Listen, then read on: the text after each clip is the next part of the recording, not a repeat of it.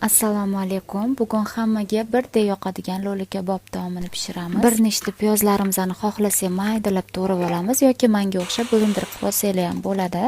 Ketidan bolgarskiylarimizni shunaqa ko'rinishda juda ham maydalab to'g'raymiz. 2 tushda chesnoklarimizni ham yaxshilab maydalab olamiz.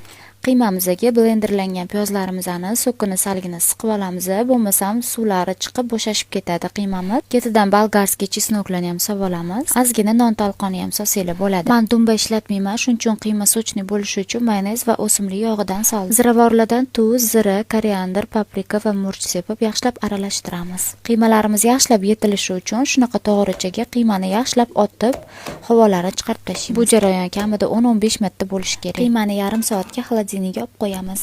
Endi yoniga garnir tayyorlaymiz.